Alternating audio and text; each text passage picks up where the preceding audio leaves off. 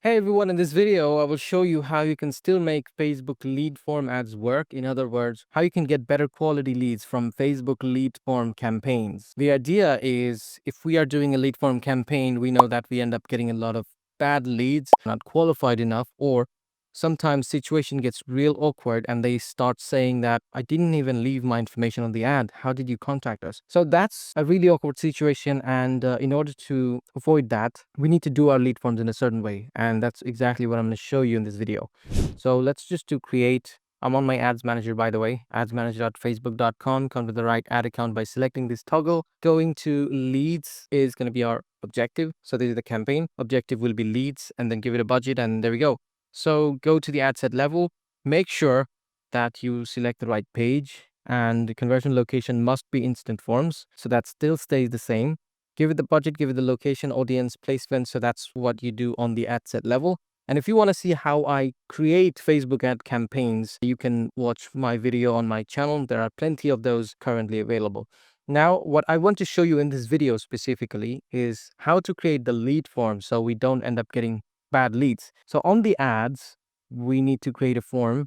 So I'll just name the form LF lead form for August. So that's how I name my lead forms, so I know when they were created. So I can just create an updated one, then replace that. Here, where it says more volume, I must change that to higher intent. That's a key difference in how we do lead forms nowadays. And trust me, I've done it for the last couple of months. I've been doing it and I've been getting better quality leads. I'm not getting the best quality leads because it's still Facebook and Instagram. If we do this, our lead quality will increase, but it won't be the best. It won't be as good as Google. Now here where it says require leads to verify phone number with a one-time passcode, I'll just keep that off because no one's gonna go through the hassle just to submit your lead form. So here where it says flexible form delivery, that still says optimized. So don't change that. Then go to next stage. I'll just turn greeting off because the ad where they clicked on to come to this lead form is the greeting itself. We don't have to duplicate greeting here. So I'll just go next. Now here, first thing you need to do is turn on conditional logic.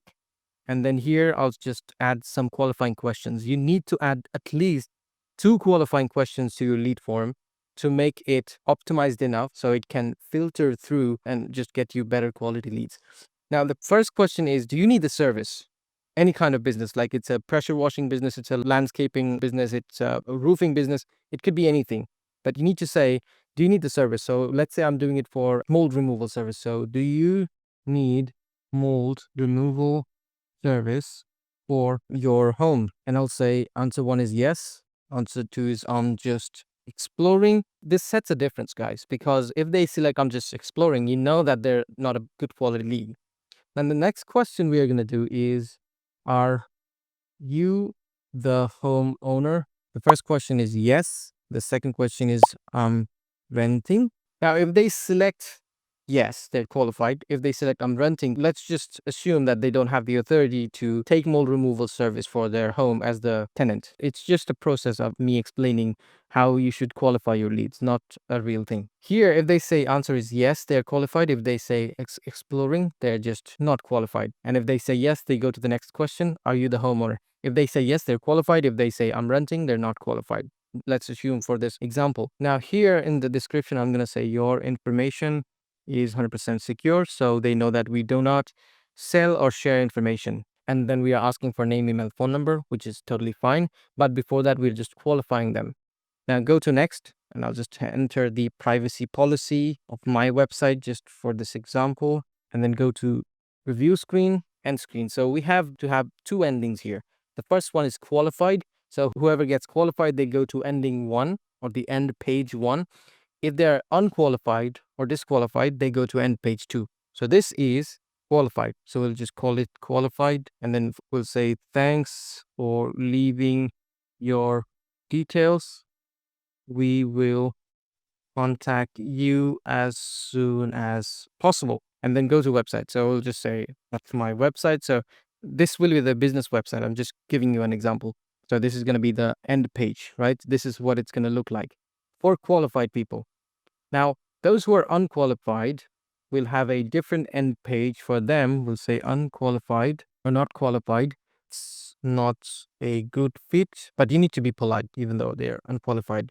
It looks like it's not a good fit for our services. And then we'll say, please visit our website in the future if you need our services. This is something you can say if they're unqualified, and then put the website link here, and then call to action will be visit website. So these are two endings we have. Now we need to configure these two endings by going back to questions. If they say yes on the first question, we need to send them to the second qualifying question. So we'll say, go to question, are you the homeowner?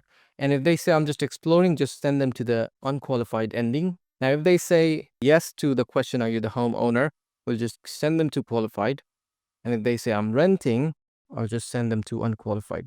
Only when both answers to these questions are yes, they go to qualified ending. Otherwise, they go to unqualified ending. And that's basically the difference we are creating by adding a solid qualification in the form itself.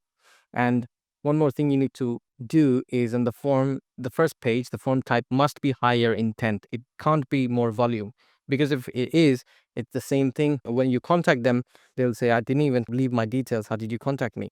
So when it's done, just go ahead and create the form. Connect it to your high level if you're using Go High Level as the CRM.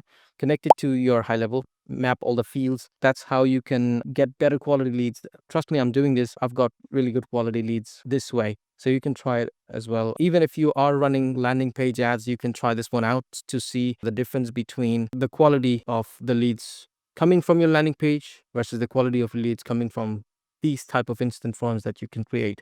So hopefully this video was useful. Subscribe if you're new, and I'll see you in the next one.